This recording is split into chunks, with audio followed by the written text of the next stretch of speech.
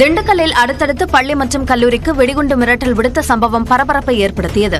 ரெட்டியார்சித்திரம் அடுத்துள்ள PSNA தனியார் கல்லூரி மற்றும் திண்டுக்கல் நகரில் இயங்கி வரும் சென்ட் ஜோசப் பள்ளிக்கு இமெயில் மூலமாக வெடிகுண்டு மிரட்டல் வந்துள்ளது.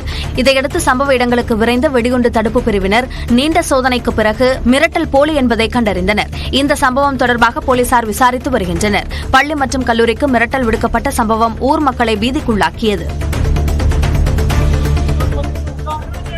முன்னாள் முதலமைச்சர் O. பன்னீர்செல்வத்தின் பிறந்த நாளையொட்டி திருப்பரங்குன்றம் முருகன் கோயிலில் அவரது ஆதரவாளர்கள் உசிலம்பட்டி MLA தலைமையில் தங்கத்தேர் இழுத்து வழிபாடு நடத்தினர். பொங்கல் அன்று O. பன்னீர்செல்வம் தனது 74வது பிறந்த நாளை கொண்டாடினார். இந்நிலையில் அவரது ஆதரவாளர்கள் தங்கத்தேர் இழுத்து வழிபாடு நடத்தினர். தொடர்ந்து OPS தலைமையில் அதிமுகவை இணைத்து 2026 ஆட்சி அமைப்போம் என்று உசிலம்பட்டி MLA ஐயப்பன் தெரிவித்தார். மதுரையில் அனுமதி சீட்டு இல்லாத கிராவல் மற்றும் கிரஷர் உரிமையாளர்கள் மீது நடவடிக்கை எடுக்க வேண்டும் என 300க்கும் மேற்பட்ட லாரி உரிமையாளர்கள் மாவட்ட ஆட்சியர் சங்கீதாவிடம் மனு அளித்தனர். முறையாக அனுமதி பெற்று லாரிகளை இயக்கினாலும் அதிகாரிகள் அழுத்தம் காரணமாக லாரிகள் மீது வழக்கு பதிவு செய்யப்படுவதாகவும் அந்த மனுவில் டிப்பர் மற்றும் அரைபாடி லாரி உரிமையாளர்கள் நலச்சங்க கூட்டமைப்பினர் குற்றஞ்சாட்டியுள்ளனர்.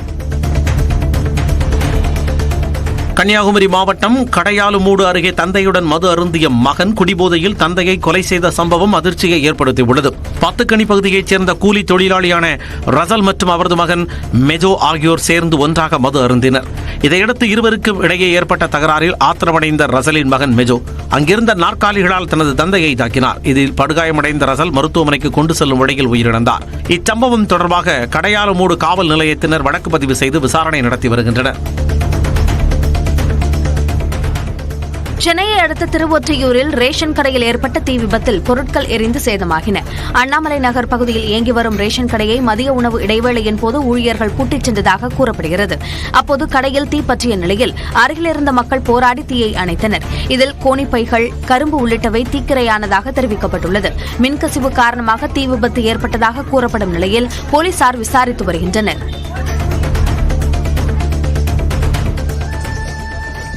பொள்ளாச்சி வால்பாறை சாலையில் யானைகள் நடமாட்டம் அதிக அளவில் இருப்பதால் வாகன ஓட்டிகள் யாரும் அப்பகுதியில் வாகனங்களை நிறுத்த வேண்டாம் என வனத்துறை அறிவுறுத்தியுள்ளது. கடந்த சில நாட்களாக வனத்தை விட்டு அடிக்கடி வெளியேறும் காட்டு யானைகளால் வாகன ஓட்டிகளுக்கு அச்சுறுத்தல் ஏற்படும் நிலையில் வால்பாறை வரும் வாகன ஓட்டிகள் இரவு நேர பயணங்களை பெரும்பாலும் தவிர்க்குமாறு வனத்துறை அறிவுறுத்தியுள்ளது. மேலும் அதிக சத்தத்துடன் பாடல் ஒலிப்பது உள்ளிட்டவற்றை தவிர்க்குமாறும் அறிவுறுத்தப்பட்டுள்ளது. திருவள்ளூர் மாவட்டம் தாமரைப்பாக்கத்தில் தனியார் செங்கல் சூளையில் 4 மாத கைக்குழந்தை உட்பட 3 பேர் அடுத்தடுத்து உயிரிழந்த சம்பவம் பரபரப்பை ஏற்படுத்தியுள்ளது.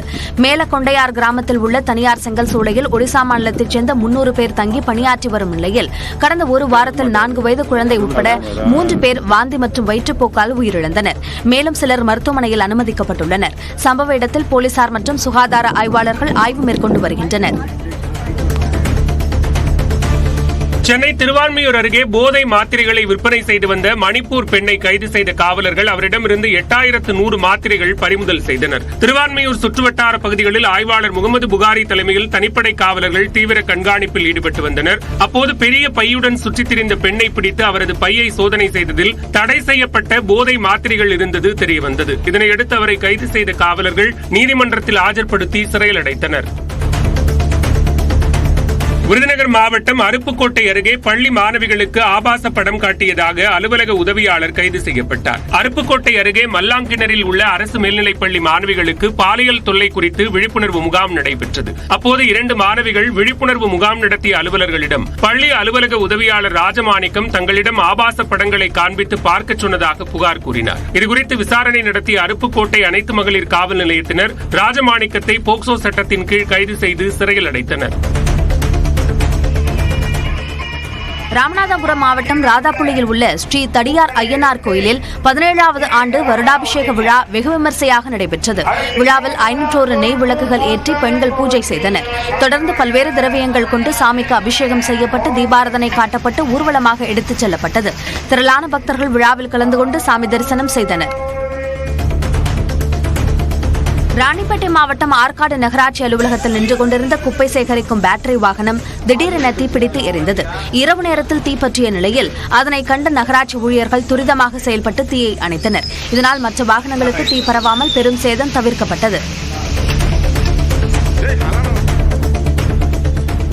தேனி மாவட்டம் ஆண்டிப்பட்டியில் ஆட்டோ மற்றும் செங்கல் பாரம் ஏற்றிய லாரி நேருக்கு நேர் மோதிய விபத்தில் பள்ளி மாணவன் உயிரிழந்தார். டி பொம்மிநாயக்கன்பட்டியில் மாணவர்களை ஏற்றிக்கொண்டு சாலையை கடக்க முயன்ற ஆட்டோ மீது சரக்கு லாரி மோதியது. இதில் 12ஆம் வகுப்பு மாணவர் ஈஸ்வரன் பரிதாபமாக உயிரிழந்தார். ஆட்டோவில் பயணித்த மாணவர்கள் உட்பட 3 பேர் மீட்கப்பட்டு மருத்துவமனையில் அனுமதிக்கப்பட்டுள்ளனர். லாரி ஓட்டுநரை கைது செய்து போலீசார் விசாரித்து வருகின்றனர். தூத்துக்குடி மாவட்டம் திருச்செந்தூர் சுப்பிரமணிய சுவாமி கோயில் யானை தெய்வானை மீண்டும் பக்தர்களுக்கு ஆசி வழங்க தொடங்கியுள்ளது. கடந்த நவம்பர் மாதம் தெய்வானை யானை தாக்கியதில் யானையின் பாகன் மற்றும் அவரது உறவினர் ஒருவர் என 2 உயிரிழந்தனர். இதனையடுத்து கடந்த 2 மாத காலத்திற்கு மேலாக வனத்துறை மற்றும் கால்நடை பராமரிப்புத்துறையின் கட்டுப்பாட்டில் தெய்வானை இருந்து வந்தது. இந்நிலையில் கோயிலை சுற்றி நடைபயிற்சி மேற்கொண்ட தெய்வானை யானை பக்தர்களுக்கு ஆசி வழங்கியது.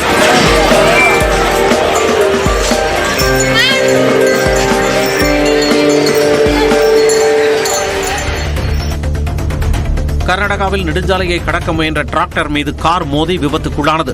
குடகு மாவட்டத்தின் கொப்பா பகுதியில் இருந்து சென்ற டிராக்டர் மைசூர் மடிக்கேரி நெடுஞ்சாலையை கடக்க சாலை அருகே நின்றது. அப்போது நெடுஞ்சாலையில் வந்து கொண்டிருந்த கார் டிராக்டரின் முன்பகுதியில் மோதியது. இந்த விபத்தில் டிராக்டரும் கவிழ்ந்தது. கார் ஓட்டுநர் மற்றும் டிராக்டரில் இருந்த 3 பேர் காயமடைந்தனர்.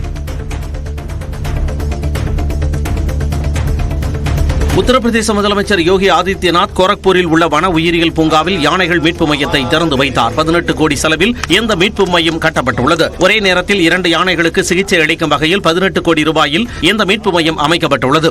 யானைகள் குளித்து விளையாடுவதற்கான குளங்களும் ஏற்படுத்தப்பட்டுள்ளன. மையத்தை திறந்து வைத்த உத்தரப்பிரதேச முதலமைச்சர் பழங்களை ஊட்டிவிட்டார்.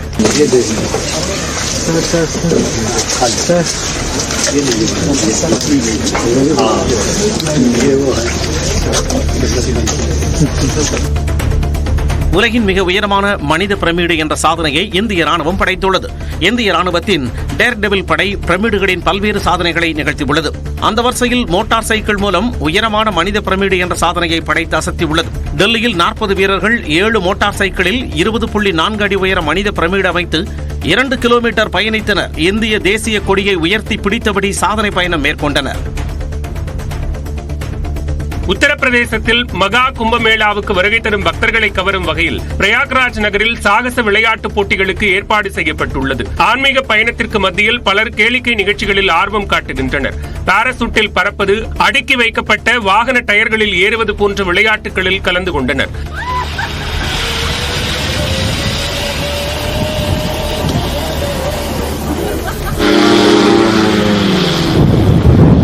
சாகச விளையாட்டுகளில் பங்கேற்பது மட்டுமின்றி குடும்பத்துடன் படகு சவாரி செய்தும் மகிழ்கின்றனர்.